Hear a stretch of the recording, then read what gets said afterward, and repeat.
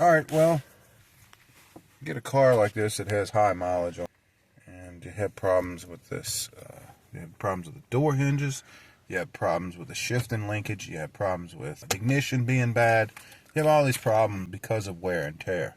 This has got 240 and it's in pretty good shape for not having a lot of worn out components. I was expecting the rack and pinion steering to be all loose on this car, but it's not. But we're not here to talk about all that. We're here to talk about and change this shifting boot that I took out of the junkyard. I actually took both of these out and bought them for little or nothing, and they're both in good shape, but it's not the gray color.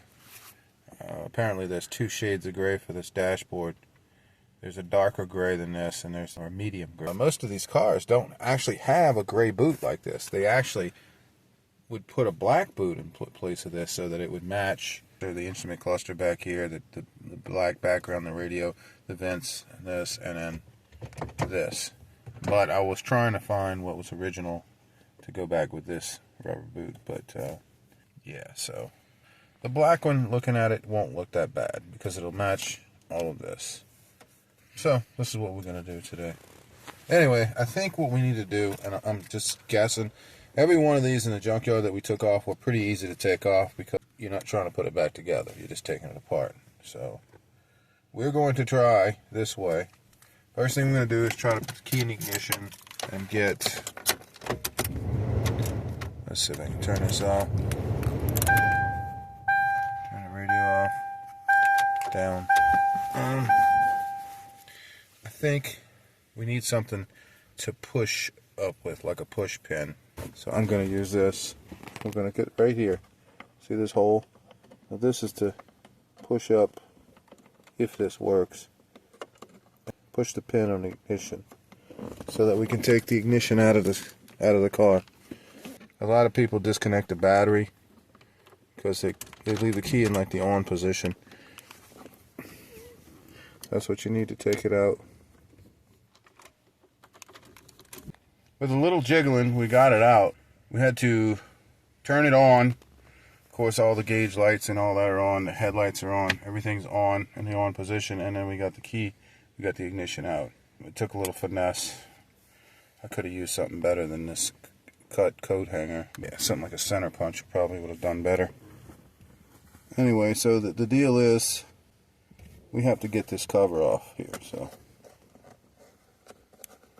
I'm going to put the ignition, it's full of grease, I'm going to put it on this rag and put it right down here.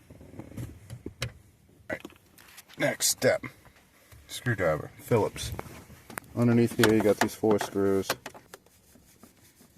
I'm going to undo these and we'll come back. Alright, so that's 3 screws removed. I don't see a 4th one. We'll put the steering down and we'll pull up on this gently. See if we can try to start to remove this. Carefully. Our screws are going to fall down there and we'll catch them later. We'll try to get this up gently. Alright. Okay, let's see. Let's see if we can get the steering to go back up a little bit. Maybe it's better that way. Then also, maybe I would take this, put it in neutral, put your shifter down a little bit. Alright, so it looks like we got to remove the parking brake lever, release lever, let's say that, which sticks in and goes that way. It's a 7mm. Anyway, the purpose of removing that is that we got to remove this lower panel here where your knees go.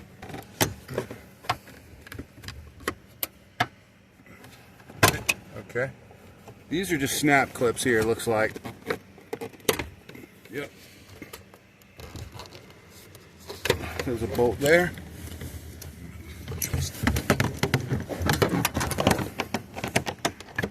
Alright, there we go.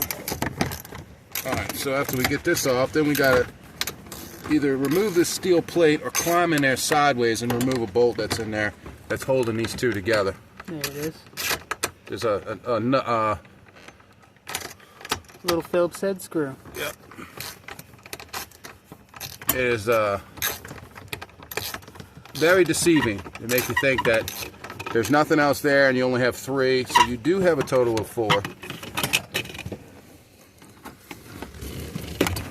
We will get this cover off and we will come back.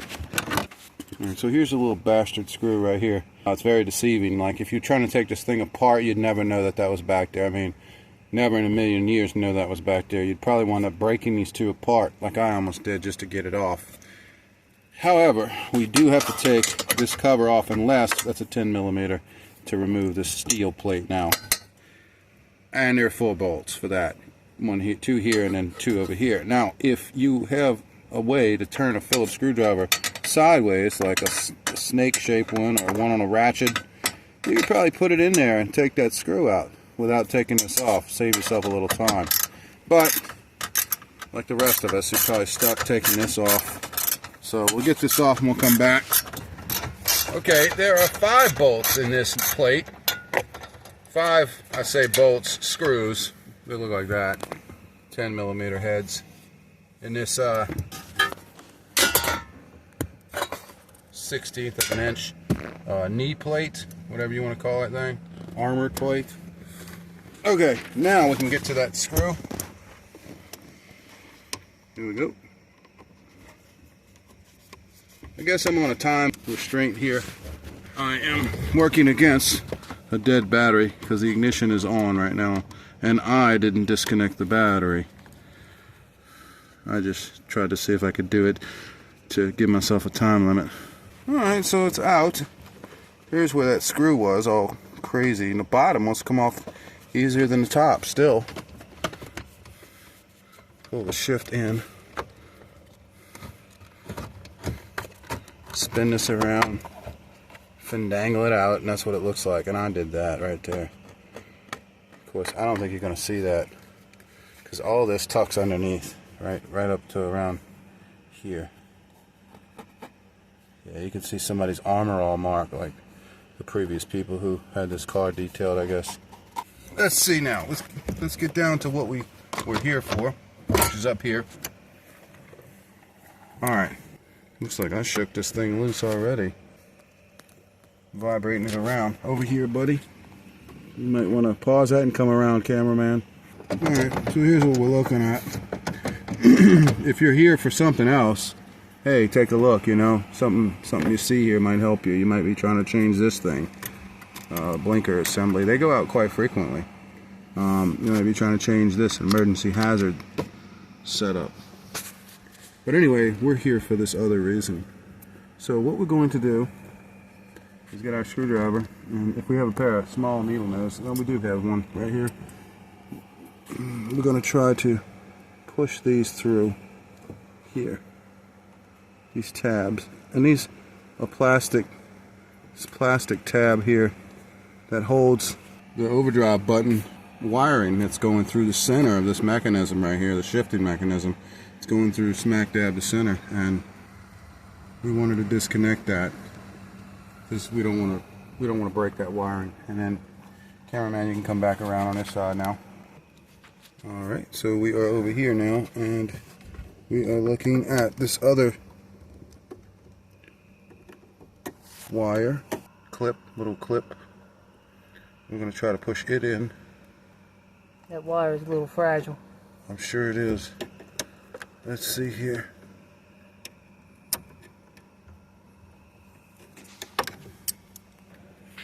Alright, what I did was I pulled it up like this and dislodged it, and the wire is here attached. So what we're going to do is get access to this a little bit better and try to mash this clip in, because we need to save this clip. This clip needs to hook back up to our other boot when we replace it. Our replacement boot right here. Alright, here we are. We're going to pull this boot up here to the top of the shifter. About right there. Alright.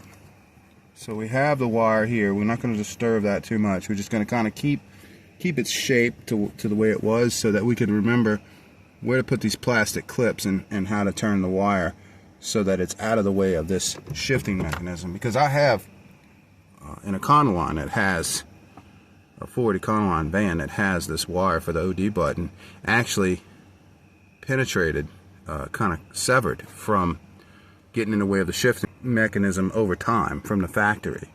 And I had to go in here through the opening and perform a miniature surgery to put these wires back together to get the OD light to come back on, or for the OD to work. So we don't want that problem here. All right, let's see. All right, so I guess the easiest way to try to do this, shit, I don't know if there's an easy way with this boot, but I'm guessing either everything has to come off this way, guts out, OD button and all that, and I think most of this is pressed on, so that's going to be difficult. This OD setup here is kind of pressed on with splines, so it's not an easy screw on and screw off. I have one that I took from the junkyard to see how it actually went, and it doesn't look like it's supposed to come off. It really doesn't. It looks like it's pressed on there by Ford or wherever, and it's supposed to stay on there. So there. The other option is I have this spring-loaded arm here that possibly maybe I could take this pin out. If you guys take a look here, maybe I can remove this pin. Let's see under here. Okay, there's a pin there. See it? Yeah. And there's a metal clip here. I'm guessing this clip has probably got threads in it. Maybe. And this pin has threads on the pin somewhere. And it comes out from here. But I can't be too sure about that. But I still have to work kind of fast. So let me think about this for a minute. Alright, so first thing we did was we're going to try it this way first. We took the bezel off, and it looks like that. So we took a screwdriver and we stuck it right there, and we took the little bezel for the push button light carefully without scratching anything. Took it off. I'm going to put that down here. If you pull on this button to try to pull the cap off of the button, you can see that it's real fragile looking, like that. If you try to pull the button out of here, there's 2 wires in here you're going to rip out of there. You're going to pull them out and hope that the terminals are not disconnected. In other words, you can plug it back in. So what we're going to do is feed this wire up here. See this wire? We're going to feed it into the shaft. There we go. Look, our switch is coming out. Look, it's trying to. So pull with this hand, feed with this hand just slightly. Now you can see how the wires are, so you don't go pulling this all apart and breaking it like a jerk. Alright, so we got this out. Alright. Okay, that's that. And now we have this switch. Now how does it look like this goes on the end? Because we don't want to break that off either. Well, we don't want to pull these wires. We can pull them out of here, but we don't want to pull them back through here, because then we'll have to fish them right back through. We can disconnect this from right here. This pin. We can disconnect this pin, take it out. Probably pretty easy. Yeah, I can hear it clicking there. We could probably get it out. And then remove this shifting lever. But we still have this wire to contend with, to deal with. So how are we going to deal with that when the wire goes all the way down underneath the dash here? Look, you see, if you can follow it. Clips in under here. Clips in here. All the way. Goes along here. Goes under and starts to get lost back here. Of course, it may just plug in right over here. It may be as simple as that. And in fact, look at it. It actually is that easy. So, scratch this idea. We're going to stop here, not go any further with that. Go back this way and see if we can take that on. But we still have to run these clips through our rubber hole when we put that back on. So you can see either way to do this is going to be kind of a bitch. So I think what we're going to do is go ahead and disconnect this and then pull it through here and get the slack and get it through here, so we can pull that shift lever loose. But wait, maybe we shouldn't do that. Maybe we should stop there and wait and see how hard it is to remove this pin, and if we have any side effects or any consequences from doing so. Alright, we'll do this and we'll get back with you. Alright, so pushing up on this a little bit, this is the pin that we were talking about for the shifter. It looks like you push it out from the bottom, and it has splines, and it's actually a pin. So it looks like it will come out. There it is. Okay, so pin's out.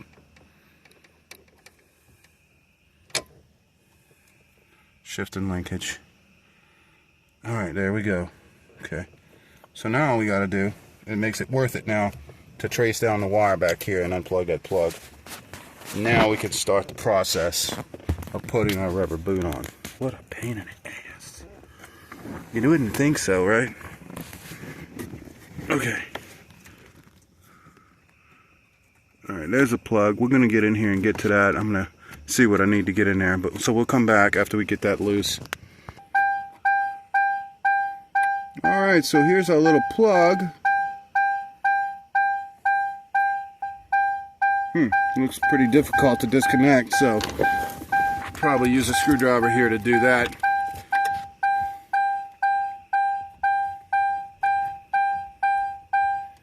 Okay.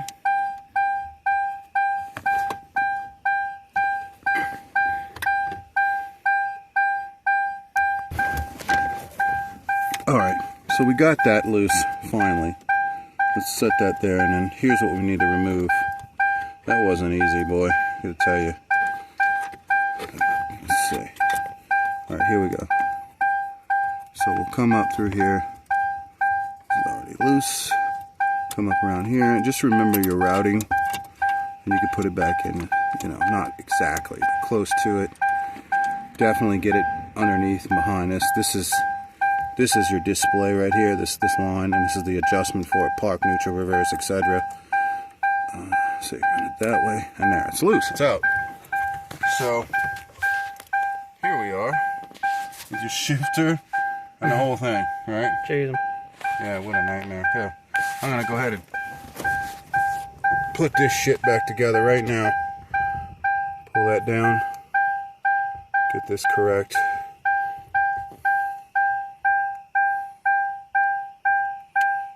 This has got to be almost exactly the way it's supposed to be here, or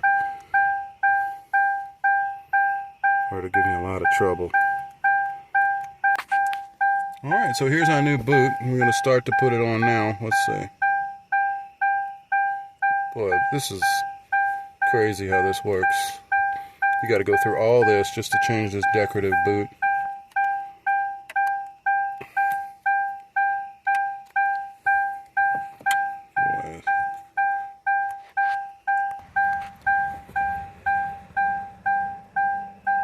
And I'd watch this. It's got like probably a lot of grease on it, so you wouldn't want this to get all over your vehicle, especially if you have light gray interior like I do.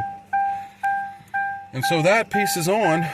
Now it's time to put this thing, start putting it back together. And whatever I just did when I was removing this plug right here, I think my flathead went in there and touched one of the wires and also touched the ground to here, and it was probably the positive, and it just shut all my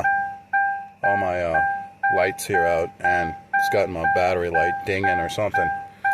So yeah, I probably blew a fuse. We'll take care of that after, but in the meantime, this is the hard part. Let's start feeding this back in. Remember, our wire was up here like this, kind of in the way. Our shifter probably goes this way facing down. Here's our pin.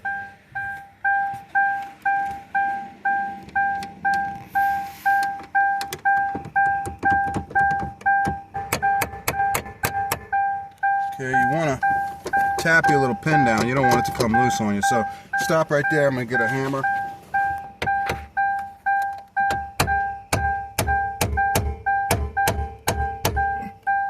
Okay. Alright. Be careful with that. Don't beat it up too bad. It's just pot metal. Cheap. Okay. But that pin does need to be hammered, pressed in a little bit, because it will vibrate loose and your shifter will come loose, your shifting arm. You don't want that. So, where were we? Routing our wire. Yeah, well, how was that routed again? I forgot. So we routed through that little thing right there. Were we behind this?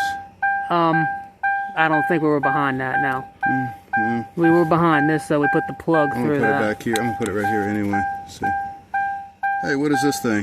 That's the transponder for your ignition. Yeah, that's what it is, huh? That's your PATS transponder? Yes. Alright. Okay, let's go behind here. Get back over. Alright, we're going to turn our little rubber around here. Try to get him down. Alright. I'm thinking. Okay. See, when it does that, pull it back like that. Okay.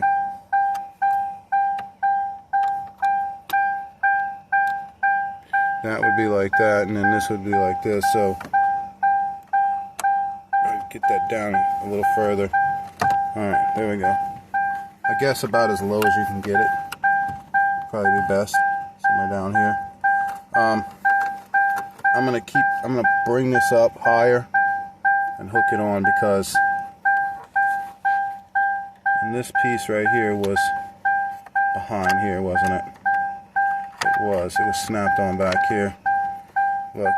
Yeah, clips push through. Right, back here to give enough room, right? Alright, like that. Right? Yeah, and then this has got to snap on before I even push that in. So let me do that right now. Can you see, or do you need to come around? Yeah. Come around. Alright, so we're going to push this side through. A little decorative piece here. Dust cover. Dust proof, is what we call that. So let's push that through. Alright. There we go. Alright.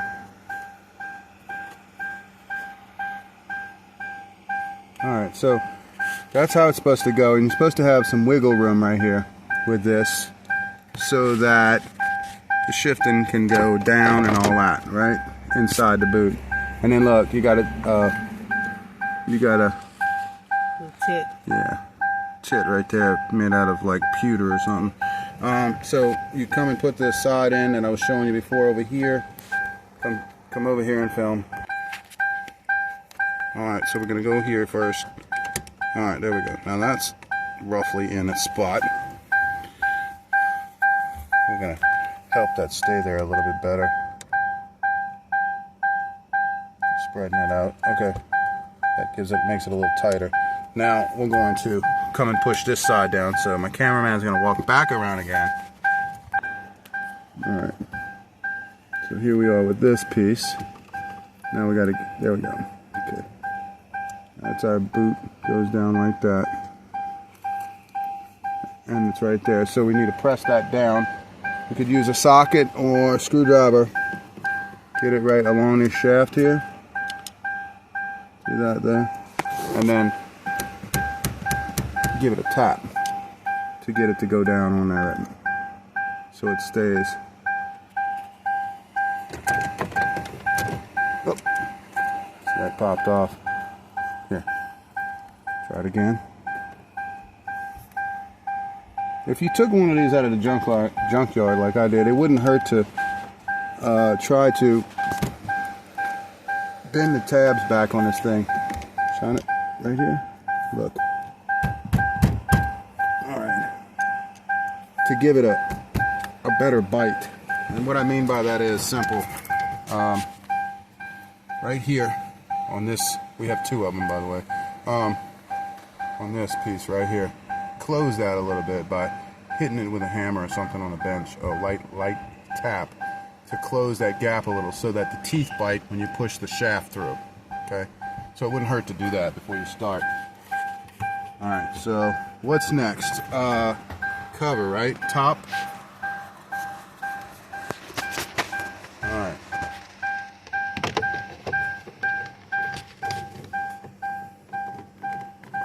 Alright, we're going to get to this and then we'll come back and we'll show you what's going on here.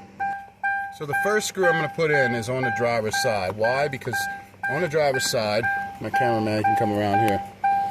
You see, this driver's side has very difficult, fine little clips to hold itself together over here. It doesn't have a lot of, I should say, clips to hold this together. And you always see vehicles like this that, especially the F-150s and stuff, that have like a separation right here when you get in the driver's side. And you're like, why is that? Because somebody was in here probably getting upset, like I almost did, and bending things around. And those clips never go back to, they're rubber, so they don't fit back in the way they were supposed to, and you gotta work with it a little bit. So I always put that screw in first on most of these, because that's the pain in the ass side that gets out of place when you're doing the other side. So now we can go around here, take a look, get this down, make sure that everything's fine with that, and then get this straight here. And then I'll probably put this screw in here. So I'll do that now.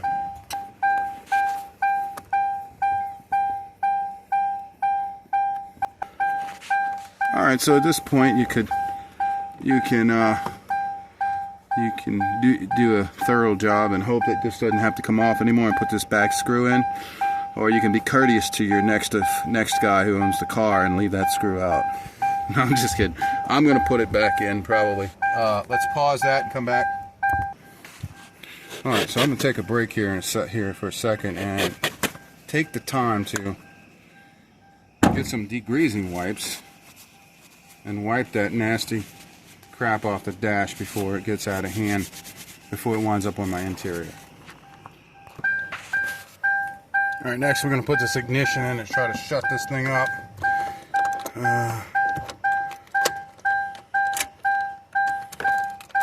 Okay. Jeez. Thought it would be quiet sooner. Anyway, so what we did was we shorted out something. I'm going to put this last screw in because obviously what I didn't take into account is that this screw doesn't actually hold this together. It only holds this to the bottom of the I guess there's a piece of steel back here that the screw holds this bottom plate to, so it doesn't go through this top piece. So that's why this is here. It's just a shitty design, but that's the way that it is. So that holds them together. That holds this up. So if you want to hide this gap right here, probably loosen these and then tighten them in a sequence and get this gap closed. It's probably the best way. I don't know about you, but I like all of my things as close to nice and factory and untampered with. But we're going to finish this.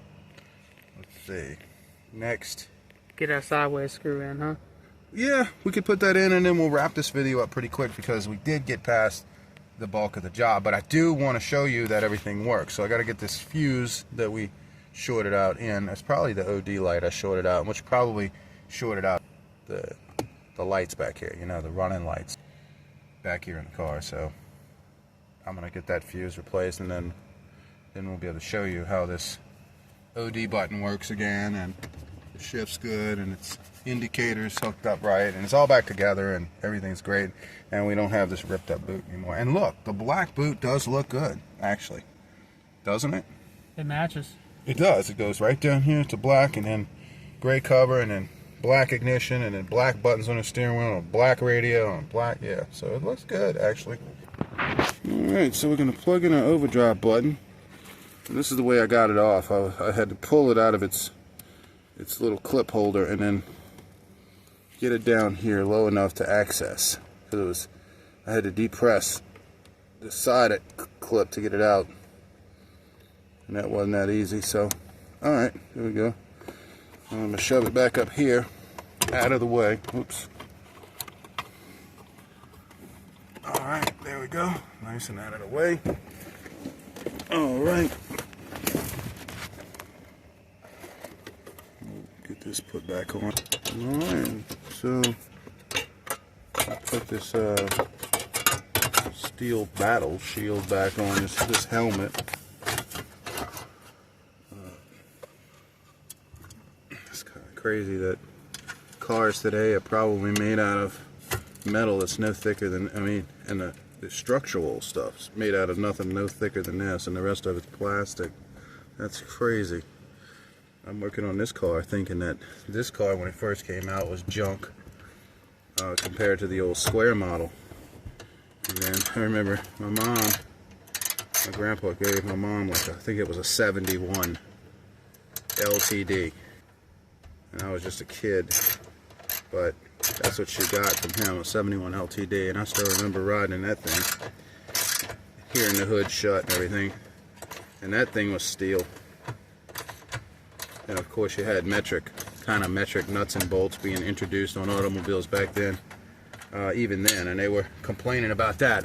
Old timers were. I remember them complaining about having to buy a metric socket and you know, wrench set from the metric system. You know, the commies were getting involved in our auto making, and we had that. So yeah, I mean, we come a long way to working on this, and even this is now outdated, right?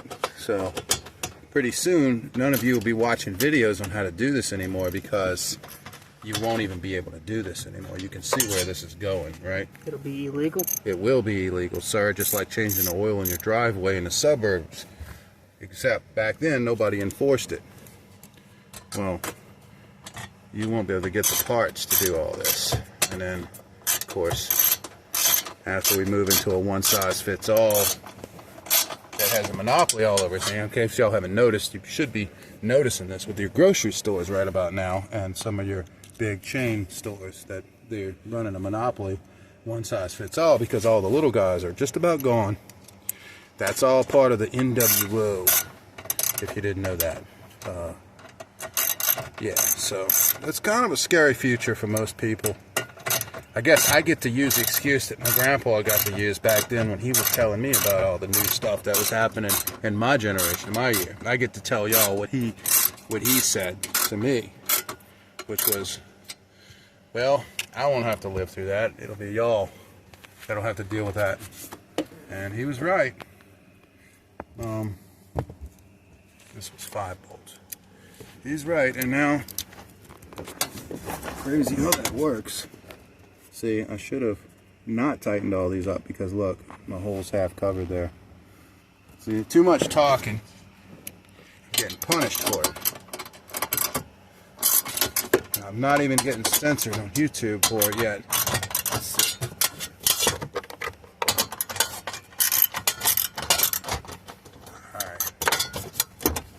There we go. I usually make it a habit to put all the bolts in something first and then tighten them all down later. This reminds me of why I do that.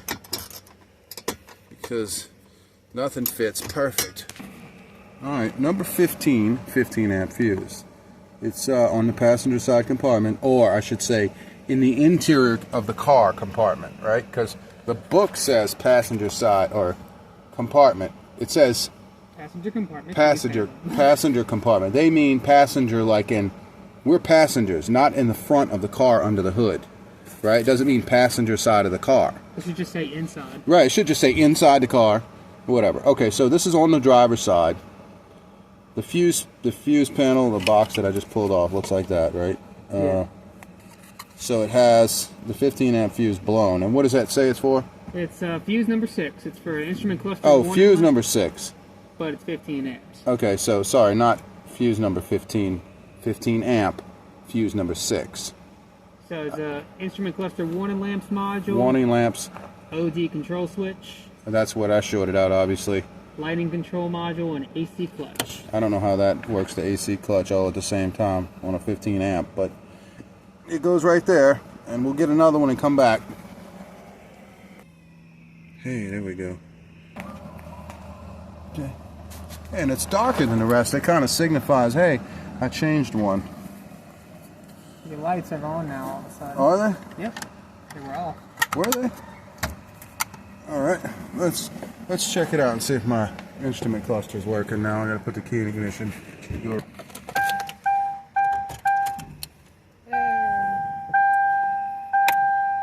Okay, there they are. They're back on.